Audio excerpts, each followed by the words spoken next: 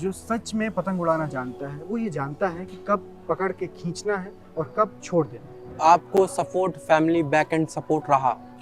बिल्कुल, मैं इस पे डिनाई नहीं करूँगा। मैं कोई ऐसा नहीं कहूँगा कि फुटपाथ पे मैं सोया हूँ या प्लेटफॉर्म में ऐसा रहा हूँ। ऐसा मैं ये नहीं कहूँगा। आदमी ऑडिशन देता है, लुक टेस्ट होता है और कभी कभी तो ऐसा होता है कि हाँ सेलेक्ट रिजेक्ट। बड़ा एक अजीब सा एक कल्चर है, मुंबई में है ये थोड़ा सा। तो देखते ही कह देते हैं फिट हैं आप, शर्ट लाए हैं, नहीं लाए हैं तो फिर आप हाँ ठीक है, अरे अनफिट है ये। तो हमको ऐसा बुरा लगता है कि देख के कैसे तुम बता सकते हो। कितने साल बाद आपको अपना पहला रोल मिला? 2 साल के बाद मैंने 2 2 साल लगातार ऑडिशन किया। हजारों ऑडिशन मैंने दिए होंगे, तब जाके ये 3 फिल्में मेरी आई। आप सक्सेस का रेशियो अगर आप देखेंगे तो इसमें बहुत कम है। जिसके पास कुछ नहीं होता हारने, मतलब हार चुका है ना, कुछ नहीं, हारने के लिए है ही नहीं, उसके पास हर प्रकार का मोटिवेशन होता है। इसको आप संघर्ष कहिए या लक कहिए या जो भी कहिए, लेकिन मुश्किल तो। नमस्कार, आज हमारे साथ मौजूद हैं रीवा की मिट्टी से निकले एक ऐसे कलाकार जिसने अपने हुनर से बॉलीवुड में पहचान बनाई। नाम है शांतनु शुक्ला। नमस्कार सर। मैं चाहूंगा आप अपने जर्नी का, रीवा जैसे छोटे शहर से निकलकर आपने अपनी बॉलीवुड में पहचान बनाई है, तो उसकी जर्नी के बारे में आप हमारे दर्शकों को बताइए। नमस्कार सभी को, जो विंध्य फर्स्ट के जितने भी दर्शक हैं जो देख रहे हैं मुझे। मेरा नाम शांतनु शुक्ला है। मैंने नेशनल स्कूल ऑफ ड्रामा के वाराणसी सेंटर से थिएटर की ट्रेनिंग ली है, इंडियन क्लासिकल थिएटर की। संगीत प्रभाकर हूँ तबला में, और film and television institute of India Pune से मैंने फिल्म अप्रिसिएशन कोर्स किया। ये मेरी कला की क्षेत्र की बात है। बाकी मैंने सिविल इंजीनियरिंग किया है और निकमार पुणे से कंस्ट्रक्शन मैनेजमेंट भी किया है। बात रीवा से, जब मैं 12th कर रहा था, मैंने 12th तक की पढ़ाई रीवा से की है। रीवा से उठकर जब आप बॉलीवुड का सपना देखते हैं, कठिन क्यों है? क्योंकि अभिनेता बनना, हम रीवा में जब नाट्य के बारे में सोचते हैं, नाटक होने के, अभिनय होने के बारे में सोचते हैं, तो यहाँ वो सुविधाएं उतनी उपलब्ध ना होने के कारण, क्योंकि स्कूल में भी आप देखेंगे कि करिकुलम नहीं होता। म्यूजिक का होगा, स्पोर्ट्स का होगा, फिजिक्स केमिस्ट्री मैथ्स और इन सब चीज़ों का होगा, लेकिन नाटक, थिएटर का कोई पीरियड स्पेसिफिकली नहीं होता। या एनुअल फंक्शन में कभी कोई नाटक हो गया तो हो गया। और इन सब चीज़ों को, कलाओं को करिकुलर एक्टिविटी की तरह देखा जाता है, ना कि प्रोफेशन की तरह। तो जब आप किसी भी चीज़ को प्रोफेशन की तरह देखते हैं, जो कि ग्लोबल नॉर्म में या आप कहें कि हमारे सामाजिक नॉर्म में उतना अच्छा नहीं माना जाता है, या माता पिता या आसपास के लोग, जो 4 लोग जिनके बारे में हम अक्सर जिक्र किया करते हैं, वो उस चीज़ को सजेशन नहीं देते हैं कि इस फील्ड में आप जाइए, वो करना बहुत कठिन है। तो मैंने साथ में पढ़ाई करते हुए अलग अलग जगहों पे परफॉर्म करते हुए, नागपुर में मैं ओपन माइक्स भी किया करता था। वहाँ स्टेज नहीं था, मुझे थिएटर करने के लिए उतना मुझे कहीं मिला नहीं, तो मैं ओपन माइक्स किया करता था अपनी खुद की कविताएं लिख के। और ऑल इंडिया रेडियो नागपुर में मैंने अपनी 6 कविताएं भी पढ़ी। तो ऐसे ऐसे करके, समय निकाल के, कोशिश करके, धीरे धीरे करके वहाँ तक पहुँचा। इसको आप संघर्ष कहिए या लक कहिए या जो भी कहिए, लेकिन मुश्किल तो। लक कहना तो सर अपमान होगा इस चीज का लेकिन ये आपका संघर्ष ही है। लेकिन सर, आपकी जर्नी में मतलब बचपन में ऐसा कौन सा मोड़ आया कि आपको लगा कि मुझे कलाकार ही बनना है? क्योंकि आप साइंस बैकग्राउंड से हैं, इंजीनियरिंग की है आपने, तो ऐसा कौन सा टाइम आया कि मैं 2004-5 से तबला बजा रहा हूँ। बहुत छोटा था मैं, तब से मैं बजा रहा हूँ। तबला सीख रहा था, और पहली बार अपने म्यूजिक जो असेंबली होती है, प्रेयर होता है, उसमें मैंने एक बार अपना तबला बजाया। सिर्फ इतना किया माइक टेस्टिंग करने के लिए। वो जो आवाज आई, उसने मेरे रोंगटे खड़े कर दिए। तब मुझे लगा कि ये क्षेत्र है, ये शायद वही है जो मुझे चाहिए। ये अभिनय, ये एक स्टेज, ये जो पूरा कला का जो क्षेत्र है, ये मेरे लिए। उस समय मुझे ये लगा कि मुझे ये करना चाहिए। फिर म्यूजिक के साथ साथ मैं अभिनय तो यहाँ पे पॉसिबल नहीं था, पर धीरे धीरे लोगों के साथ, यहाँ पे भी TRS कॉलेज है, वहाँ के भैया युवा महोत्सव होता है, तो चुपचाप मुझे ले जाते थे कि तू यहाँ बजा दे। तो थोड़ा का ऐसा करे कि बजा दी, थोड़ा ये कर देना कि बजा देना, थोड़ा ये कर दे। तो भैया को देखता था कि यार ये तो बढ़िया कोणार्क उस समय नाटक मैंने देखा पहली बार। मैंने कहा यार ये करना है मुझे और मैं कहाँ क्या कर रहा हूँ, पर मौका नहीं मिलता। सामाजिक व्यवस्था के कारण आपको पूरी पढ़ाई कंप्लीट करनी ही पड़ती है, नौकरी भी मैंने की है, लेकिन उसी समय से बचपन से ही मैं अभिनेता ही बनना चाहता था और अभी वही परस्यू कर रहा हूँ। विंध्य से हैं, रीवा से हैं, तो हमारे यहाँ बघेली बोली जाती जी है। जी बिल्कुल। तो बघेली में क्या समस्या है कि सा के बड़ी समस्या ये तो होती है, ये तो है। तो वो कैसे आपने उसको कैसे डील किया? जैसा हम मान ली बघेली में अपना के उत्तर अभी खर बघेली हो जाए क्या होता है कि जैसा हमारा शांतनु नाम है, अब बघेली में हम कहा तो प्रांतीय जब भाषाओं का एक्सेंट आता है तब ओका शांतनु कही दिन कहीं क्या अरे या का है। और हमारे प्रांत की भाषाओं में एक हल्का सा एक नेजल टच और एक गा के थोड़ा सा कि अरे हो कहाँ जाते हैं एक अब है दादू, ये जो एक लहजा है ये आता है। तो हम एज एन एक्टर कोशिश करते हैं कि ये जो चीज़ें हैं जो ये जो हमारी प्रांतीय भाषा है जो कि गलत है कि सही है इस पे डिबेट हो सकती है, लेकिन मुझे ऐसा लगता है कि एक एक्टर को न्यूट्रल होना चाहिए। तो मैं हमेशा ये कोशिश करता हूँ कि मेरी प्रांत की भाषा, क्योंकि मेरी मातृभाषा वो तो जाएगी नहीं, कोशिश यही करता हूँ कि मेरी भाषा मेरे अभिनय पे उस किरदार पे ना हो। तो मैं हमेशा यही प्रैक्टिस करता हूँ, घर में भी प्रैक्टिस अपनी शाह सा की राड़ा की, और कोशिश हमेशा हमेशा मेरी चालू है। छोटे शहर से बड़े पर्दे का सफर आसान नहीं होता, तो आपको मतलब क्या है मोटिवेशन या क्या ताकत देता है इस चीज के लिए? जिसके पास कुछ नहीं होता हारने, मतलब हार चुका है ना, कुछ हारने के लिए है ही नहीं, उसके पास हर प्रकार का मोटिवेशन होता है। अगर आप कीचड़ में हैं, अगर आप बीज बन के जमीन में हैं, तो आपको बड़ी छटपटाहट होगी, उसके लिए मोटिवेशन नहीं चाहिए। उस बीज को, उस कमल को मोटिवेशन नहीं चाहिए, वो कैसे भी जमीन को फाड़ेगा और ऊपर आ जाएगा, वो वृक्ष बनेगा। तो जो नीचे से जाता है वो अब और कितना नीचे जाएगा, वो स्प्रिंग जैसा है, आप उसको नीचे ले गए और वो हमेशा ऊपर ही जाएगा। मोटिवेशन कुछ नहीं है। रीवा की जनता का नाम मुझे आगे बढ़ाना है, मुझे लोगों की जो समझ है फिल्म के प्रति, कला के प्रति, उस पर मुझे बदलाव लाना है, संकीर्णता ना हो मानसिकता को लेकर। और मैं अगर कुछ इस संदर्भ में मैं कुछ कर पाऊँ अभिनय के और कला के क्षेत्र में तो ज़्यादा बेटर हो। रीवा का क्षेत्र जो है वो कला के लिए बहुत गुणी है। अगर आप देखेंगे तो अगर तानसेन के समय से हम कहते हैं या और पहले चले जाएं, तो मैं कोई ऐसा कोई नया नवेला नहीं हूँ जो मैं आगे बढ़ा रहा हूँ और मुझे ही जाना चाहिए और मेरी कला को देखना चाहिए, ऐसा नहीं। मेरे से पहले भी बहुत से ऐसे जन हैं, बहुत गुणी लोगों ने ये काम को आगे बढ़ाया है। मैं बस ये चाहता हूँ कि उस लेगेसी को मेंटेन करके रखूँ हमेशा। और मैं इस क्षेत्र को विश्व पटल पर अगर मैं ले जाऊँ तो मेरे लिए जीवन का एक यही एम आप कह लीजिए कि ये रहे कि कला के क्षेत्र में अगर मैं रीवा का नाम, विंध्य क्षेत्र का नाम अगर मैं कहीं ले जाऊँ तो मेरे लिए बड़ी उपलब्धि। जब आपने ये सफर चालू किया होगा तो ऑडिशन का एक दौर आता है, आदमी ऑडिशन देता है, लुक टेस्ट होता है, और कभी कभी तो ऐसा होता है कि हाँ सेलेक्ट रिजेक्ट। तो आपने वो चीज फेस की तो वो कैसा मतलब? बड़ा एक अजीब सा एक कल्चर है, मुंबई में है ये, थोड़ा सा तो है। देखिए इसका अगर सही हम विश्लेषण करेंगे तो ये माना जाएगा कि जब आप एक प्रोडक्शन में काम करते हैं, आप एक प्रोड्यूसर हैं, पैसा लगाएंगे आप, तो आप रूडली किसी को हाँ या ना कह देंगे क्योंकि आप उस पर पैसा लगा रहे हैं। और वो प्रोडक्शन हाउस है, वो फिल्म इंडस्ट्री है, आपको इंडस्ट्री की तरह उसको देखना पड़ेगा। तो बड़ा रूथलेस गला काट प्रतियोगिता कट थ्रोट चलता है, उसमें आपको एक नज़र में वो देखते हैं क्योंकि हजारों की संख्या में लोग खड़े। तो ये होना कि वो फिट नॉट फिट, वो तो मेरे साथ हुआ है। देखते ही कह देते हैं फिट है, आप शर्ट लाए हैं, नहीं लाए हैं तो फिर आप हाँ ठीक है, अरे अनफिट है ये।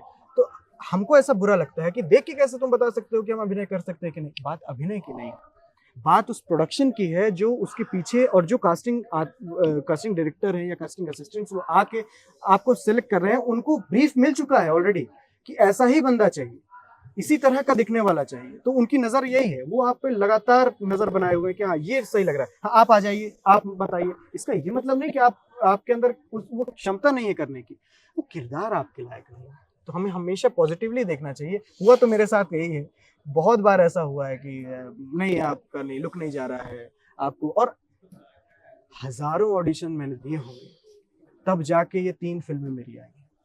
आप सक्सेस का रेशियो अगर आप देखेंगे तो इसमें बहुत कम है। तो ये जो कला का क्षेत्र है, ये फिट नॉट फिट, ये तो चलता ही रहता है। इस पे आप उस पे ज़्यादा बात करने से और नेगेटिव लेने से कुछ नहीं है। जिस प्रकार से हम पढ़ाई करते हैं, 50 बच्चों की क्लास में एक कोई टॉपर होता है, हर जगह वैसे ही कंपटीशन है, हर जगह वही सिस्टम है, जो सिस्टम समाज में चला आ रहा है, जंगल का जो सिस्टम चलता है वही होता है। नहीं तो मतलब क्या है कि अगर हम जॉब करने जाते हैं जी। तो जब हमको रिजेक्शन मिलता है तो एक ही 2 बार मिलता है, बिल्कुल लेकिन ऑडिशन एक ऐसी चीज है कि हमको डेली जॉब पे जाना पड़ता है, डेली इंटरव्यू देना पड़ता है, डेली रिजेक्ट होना पड़ता है, बिल्कुल। कहीं जाके फिर एक जॉब मिलती है हाँ, हमें। बिल्कुल तो यही प्रॉब्लम होती हाँ, है। बिल्कुल। तो ये मैं जानना चाहूंगा कि जो रीवा के जो अभी क्या है कि रीवा में थिएटर कल्चर डेवलप हो रहा है, जी। बहुत सारे थिएटर ग्रुप्स हैं जो यहाँ थिएटर कराते हैं, प्रोग्राम्स होते हैं। बिल्कुल। हमारे यहाँ चित्रांगन इंटरनेशनल फिल्म फेस्टिवल भी होता है जी। जिसको अंकित मिश्रा हाँ, होस्ट करते हैं। इल्म है इस चीज़ का। हाँ, तो यहाँ जो बच्चे नाटक कर रहे हैं, जी। जो मतलब प्रोडक्शन में काम कर रहे हैं, हम्म। उनके लिए आप क्या कहना चाहेंगे? ये कि अपने आप पे काम करें, अपनी आंगिक, वाचिक, आहार, सात्विक, इन सब अभिनय की जो बारीकियां हैं उस पर काम करें, न्यूट्रल हो जाएं कैसे भी करके। और मैं हमेशा एग्जांपल देता हूं कि एक पतंगबाज जो होता है, जो सच में पतंग उड़ाना जानता है, वो ये जानता है कि कब पकड़ के खींचना है और कब छोड़ देना है। अगर आपको ऐसा लगे कि आप, क्योंकि देखिए हर चीज में सफल हो जाए ऐसा जरूरी नहीं है, तो हमको ये पता होना चाहिए कि कब तक मैं इसको परस्यू करूं और कब मुझे छोड़ देना चाहिए। ये हमको बहुत पता होना चाहिए इस चीज का। अपने वॉइस पे काम करें, अपने आंगिक पे काम करें, क्योंकि न्यूट्रल आप रहेंगे तो किसी भी किरदार पर आप तुरंत आपकी पकड़ बन जाएगी, क्योंकि आप न्यूट्रल हैं। आप ना ज्यादा आपकी स्टिफनेस है बॉडी में, ना बहुत ही फ्लेक्सिबल है, ना बहुत वो है, न्यूट्रल हो जाए अपनी बॉडी को लेकर, अपनी आवाज़ को लेकर, अपने ऑब्जर्वेशन स्किल्स को लेकर जो हम आसपास करते हैं। सिर्फ वो ऑब्जर्वेशन 9 रस में हो तो ज़्यादा बेटर है, वो सारे भाव में हो तो बेटर है। हम कोशिश, क्योंकि रीजनल में थोड़ा सा ऐसा होता है कि हम रील भी बनाते हैं, थोड़ा हास्य, थोड़ा उहड़ता के प्रति थोड़ा सा वो बढ़ने लगता है। वो ना करके सही कंटेंट के बारे में समझें, सही नाटक पढ़ें, सही किताब पढ़ें। तो मेरे ख्याल से इतना करने के बाद तो ऐसा हो नहीं सकता कि आपको सफलता ना मिले। सर ये तो टेक्निक्स हो गई कि हमको अपनी वॉइस पे काम करना है, अपनी कला पे काम करना है, लेकिन क्या है कि कुछ ऐसे हैं जो बहुत अच्छे एक्टर हैं, फेबुलस वॉइस है उनकी, एक्टिंग बहुत धांसू है, सारी चीजें हैं, बट वो कहीं ना कहीं इकोनॉमिकली लैग कर रहे हैं चीजों में। तो ऐसा कौन सा स्ट्रक्चर होगा कि वो कैसे एंटर करें उसी को सिस्टम में? आप असिस्टेंट बन सकते हैं। ऐसे काम कीजिए कि आप जो करना चाहते हैं उसके आसपास तो रहें कम से कम। चलिए आप कैमरे के सामने नहीं है, मैं मानता हूँ, तो आप कैमरे के पीछे आ जाइए। आप कुछ दिन किसी डायरेक्टर, कोई अच्छे डायरेक्टर के साथ आप असिस्टेंट बन जाइए। आप अगर म्यूजिक में आपकी पकड़ हो तो आप किसी का म्यूजिक अरेंजर बन जाइए। भाई गाना, आप अगर संगीत नहीं होगा तो कैसे फिल्म होगी, संगीत नहीं होगा तो नाट्य कैसे होगा। तो कैसे भी करके, बजाय टाइम वेस्ट करने के, कैसे भी करके उस क्षेत्र में कहीं ना कहीं फिट हो जाइए और ऑडिशन देते रहिए। आपके पास अभिनय की शैली तो है, आपने कहा कि वो तैयार हैं, उनकी आवाज अच्छी है, सब कुछ अच्छा है, लेकिन कहाँ लैग कर रहे हैं वो कैसे पता चलेगा? वो ऐसे पता चलेगा कि वो डायरेक्टर जो फिल्म बना रहा होगा तो आपको पता चलेगा, यार मैं इस तरह ऑडिशन नहीं देता हूँ, अरे मैं इस तरह तो नहीं बोलता हूँ, इसलिए मेरा शायद नहीं हो रहा है, और ये जो एक्टर है वो इस तरह बोल रहा है। अच्छा, तो आपको पता चलेगा कि एक्चुअली में क्या हो रहा है इंडस्ट्री के अंदर। अगर आप उसके बाहर रह के, उसके दायरे में रह के, बाहर रह के लोगों से आप बात करेंगे तो हताशा ही मिलेगी कि वहाँ ये होता है, वहाँ ये होता है। ये तो उस तरह की बात है कि अरे वो वहाँ ना जाओ, भूत आ जाएगा, वहाँ ना जाओ। तो असल में क्या हो रहा है वो इंडस्ट्री के अंदर रह के काम करना पड़ेगा। आप असिस्टेंट बन सकते हैं, आप कॉस्ट्यूम डिज़ाइनर बन सकते हैं, आप असिस्टेंट्स के भी असिस्टेंट्स होते हैं, 3rd AD 2nd AD ये सब होते हैं। कैमरा डिपार्टमेंट में आप DOP बन सकते हैं, उनके असिस्टेंट बन सकते हैं। जो और भी कलाएँ हैं आपकी, उनको थोड़ा सा आप अगर एक्सप्लोर करेंगे, इसमें और आपकी सुविधा अनुसार आप जल्दी पहुंच जाएंगे, बजाय कि आप परेशान होने के कि अरे मैं सिर्फ अभिनय बनूंगा, सिर्फ अभिनेता बनूंगा। उसकी प्रोबेबिलिटी कम है, एक फिल्म में 4-5 ही अभिनेता हो सकते हैं। तो ये मैं पूछना चाहूंगा कि आपने अपना सफर कैसे चालू किया, मतलब आपने भी असिस्टेंट किया, किसी को असिस्ट किया, नहीं, या फिर डायरेक्ट? 2017 में मैं, जैसा कि मैंने बताया कि निकमार पुणे से मैं पास आउट हूँ, तो 2016 में मैं वहाँ गया था। 1 साल तो मैंने वहाँ पढ़ाई की। 2017 से मैं पुणे मुंबई के पास में हूँ, तो मैं ऑडिशन देने जाता हूँ। मैं हर सैटरडे संडे को निकल जाता था। अब मेरे निकमार के दोस्त अगर ये इंटरव्यू देखेंगे तो उनको सारा चीज़ याद आ जाएगी कि मैं कैसे जाता था, रात में उनको फ़ोन करता था कि भाई दरवाज़ा खोल तो मैं आ रहा हूँ। तो लगातार ऑडिशंस दिए हैं मैंने, चीज़ों को समझा है, हज़ारों बार रिजेक्ट हुआ है मैंने, और अभी भी ऑडिशन देता हूँ। अभी भी ऐसा कुछ नहीं है कि अब ऑडिशन नहीं देता, अभी भी ऑडिशन देता हूँ। लेकिन अभी क्या हो गया है कि थोड़ा-सा चीज़ें लोग समझते हैं मेरे बारे में, मैं उनके बारे में समझता हूँ। तो मैं कोशिश करता हूँ कि उनकी बात को जल्दी समझ में आने लगे और कुछ नहीं है। बाकी मैंने किसी को कभी असिस्ट नहीं किया, लगातार ऑडिशन ही दिए हैं, सिर्फ़ ऑडिशंस दिए हैं, और मैं कह ज़रूर रहा हूँ कि असिस्ट कीजिए, ये कीजिए, लेकिन मैंने जो तरीका अपनाया वो सिर्फ़ और सिर्फ़ अभिनेता बनने का अपनाया, और सफलता जो थोड़ी। तो आपको support, family back and support रहा? बिल्कुल, मैं इस पे डिनाई नहीं करूँगा, मैं कोई ऐसा नहीं कहूँगा कि फुटपाथ पे मैं सोया हूँ या प्लेटफ़ॉर्म में ऐसा रहा हूँ, ऐसा मैं ये नहीं कहूँगा। लेकिन मैं आलीशान बंगलों में वहाँ मुंबई में रहता हूँ, ऐसा भी नहीं है। आज भी डॉर्मेट्री में ही सोता हूँ मैं, आज भी। तो डॉर्मेट्री जो एक मुंबई की एक तरीका है, वो ₹500 ₹600 पर डे का मिल जाता है, उसमें डॉर्मेट्री में आप सो सकते हैं। तो वही 10 लोगों के साथ आज भी मैं जब मुंबई में जाता हूँ, तो ऐसा भी नहीं कि बहुत आलीशान काम करता हूँ, रहता हूँ ऐसा नहीं, पर मैं अपने आप पे खर्च करता हूँ। मतलब मैं ज़्यादा दोस्त यारी में विश्वास नहीं करता, थोड़ा-सा एकांत में रहने का प्रयास करता हूँ, किताबें पढ़ने की कोशिश, ये सब करता हूँ। बाकी फुटपाथ पे सोना, वड़ा पाव खाना इतना नहीं हुआ, इतने मेरे माता-पिता ने मुझे मदद की कि मैं एटलीस्ट 2 टाइम का खाना मैं खा सकूँ। लेकिन मैं पैसे लिमिटेड लेके जाता हूँ, फिर वहाँ से मैं जगह बदल देता हूँ, अगर काम नहीं मिला तो। मैं ये नहीं करता हूँ पूरी तरीके से वहीं बस गया, फिर नहीं मिल रहा है तो हताश हो गए, वहाँ जगह बदल देता हूँ। क्योंकि आजकल रीजनल भी नाटक, रीजनल फ़िल्में भी बन रही हैं, और आपको अपने एक्सेंट पे अगर आप लैंग्वेज पे काम कर सकें तो ज़्यादा बेटर होगा। तो आप दिल्ली में भी अच्छा काम कर सकते हैं, भोपाल में भी आजकल हब बन गया है, पंचायत हो गया, गुल्लक हो गया, ये सब वहीं पे शूट हो रहे हैं। बहुत सारी वेब सीरीज़, फ़िल्म्स वहीं शूट हो रही हैं। इनफैक्ट आधा धड़क 2 भी वहीं शूट हुई है।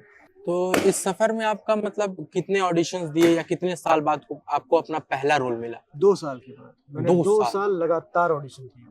अब आप उसको 365 से आप जो भी कैलकुलेट कर लीजिए, 2 साल लगातार सतत रूप से मैंने ऑडिशन किया, और बनता कुछ नहीं था। मुझे ऐसा लगता था कि वही जो लोग सोचते हैं कि होता है, देख लिया, अच्छा लग गया, हम भी कर सकते हैं, दोस्त ने कह दिया यार तू तो अच्छा दिखता है, ये तो ऐसा है, तू तो श्याम रंग का है, तू तो ऐसे वर्ण का है, तू तो बड़ा, तू यहाँ फिट हो जाएगा, तू वो फिट हो जाएगा, ऐसा दोस्त चढ़ा देते हैं। तो मेरे दोस्त तो खैर है नहीं, पर मुझे ऐसा लगता था मैं कर लूँगा, मैं बन जाएगा, मुझे हो जाएगा, बिना नाटक सीखे, बिना थिएटर किए। तो 2 साल मैंने लगातार किया। कुल्फी कुमार बाजे वाला जो मुझे एक शो मिला, उसके बाद मुझे समझ में आया कि नहीं, सीखना बहुत ज़रूरी है। फिर मैंने थिएटर शुरू किया दिल्ली से, और फिर आगे प्रोसेस चलती है। अब आप जो न्यू एक्टर्स हैं, जो यहाँ से मतलब छोटे शहर से जाना चाहते हैं, एक्टिंग करना चाहते हैं, उनके लिए आपका अपना गुरु मंत्र क्या रहा जो आप उनको देना चाहें? अपने ऊपर काम कीजिए, किसी से डरिए मत, और जितना जल्दी हो सके चीज़ों को समझने की कोशिश कीजिए, क्योंकि ये फ़िल्म इंडस्ट्री बहुत रूथलेस है। अगर आपको एक बार में चीज़ें समझ में नहीं आएँगी, वो आपको किनार कर देंगे, क्योंकि उनकी मजबूरी है, इतना फास्ट काम चलता है कि वो आप पे रुकेंगे नहीं। तो क्यों, अगर आपका ये मादा है कि आप खुद को लॉन्च कर सकते हैं, वो एक अलग चीज़ है। अगर आप जिस तरह से मैं जा रहा हूँ या मैं काम करता हूँ, उस तरह से जाना चाहेंगे, तो एक्टिव लिसनिंग होनी चाहिए, अच्छे से समझ सकते हो आप, और किताबें पढ़िए, अपने ऊपर काम कीजिए, और ज़रूर ईश्वर पे छोड़ दीजिए, बाकी सब नसीब पे छोड़ दीजिए। तो आप लोगों ने सुना शांतनु शुक्ला जी को, उनके सफ़र के बारे में, और अनगिनत किस्से जो उन्होंने इस जर्नी में झेले हैं, जो चीज़ें उन्होंने झेली हैं, जो काम उन्होंने किया है, उनकी मेहनत और उनका जो हार्ड वर्क था, वो सारी चीज़ें उन्होंने इस सफ़र में बताया, और आप कैसे अपने आप को और निखार सकते हैं, वो सारी चीज़ें उन्होंने इस इंटरव्यू में बताया। अब मैं आपसे विदा लेता हूँ। मेरा नाम है अनुभव, और आप देख रहे हैं विन द फर्स्ट।